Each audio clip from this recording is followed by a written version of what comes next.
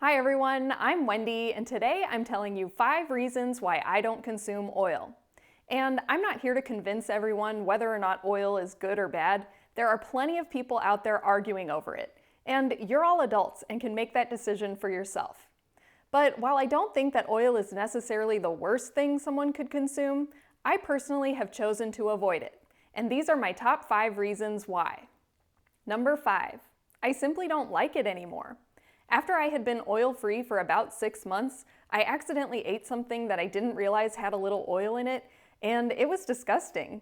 The oil coated the inside of my mouth, and that's really all I could taste. And I didn't really feel my best afterwards. It made me feel kind of sluggish, heavy, and weighed down, and I don't like feeling that way. So now I avoid oil because I simply don't like it anymore.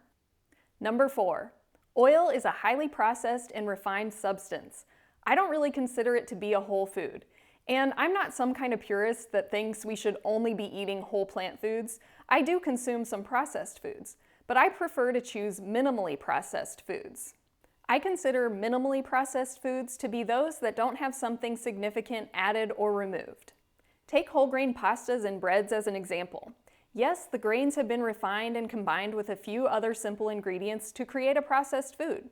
But all of the main components of the whole food ingredients are still there.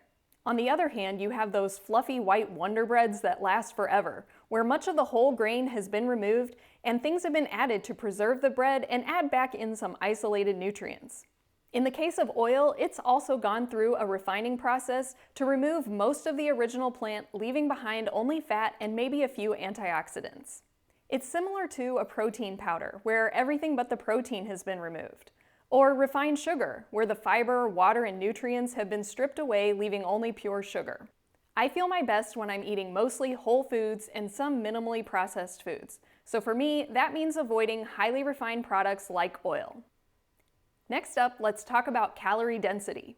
Reason number 3 that I avoid oil is because oil is the most calorie-dense food you can consume. To understand exactly what this means, let me briefly explain calorie density. Basically, the caloric density of any food is the amount of calories per a certain volume or weight of food.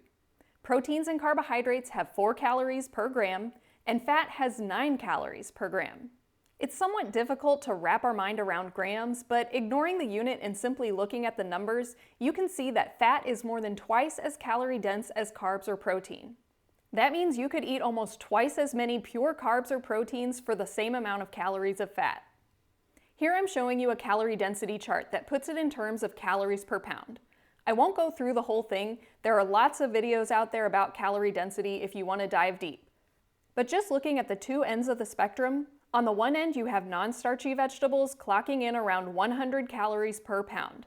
And then on the opposite end of the spectrum, you have oil at a whopping 4,000 calories per pound.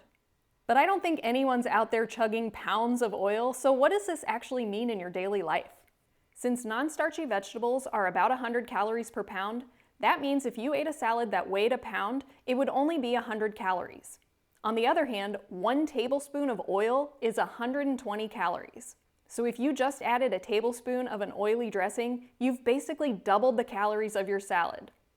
Now, I'm not saying we should only eat non-starchy vegetables. I'm simply trying to show you how quickly those calories from oil can add up. I personally would rather eat a couple pounds of potatoes, whole grains and beans, plus lots of veggies to fill up my stomach with all these nutrient-dense foods rather than wasting my calories on pure fat. This concept can be a game changer for weight management. One of the easiest ways to lose weight is simply to learn to cook without oil. You'll easily cut hundreds of calories from your day without feeling deprived. The next reason I avoid oil is that it helps me control my acne. I used to suffer with painful cystic acne. It was so red and inflamed that sometimes it felt like my skin was actually burning.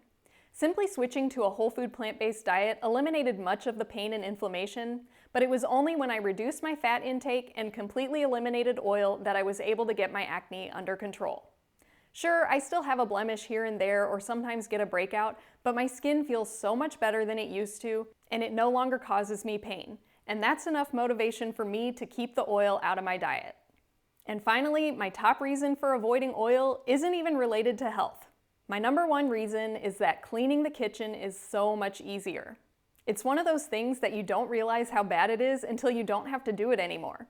When you cook with oil, it gets everywhere. The surrounding walls, countertop, my utensils, anything that was around would constantly have a layer of grimy oil, and was so difficult to clean no matter how hard you scrubbed. When I was still cooking with oil, I had given up on trying to keep my stovetop clean, but now I simply wipe it down and it's good as new. And washing dishes covered in oil was always a pain. I had to use tons of soap to scrub my pots and pans clean, and all that oily residue certainly wasn't doing my drain any favors. But now that I don't use oil, I hardly even need to use soap at all. I still do, but everything pretty much just rinses clean with water alone. Dishes are absolutely a breeze now.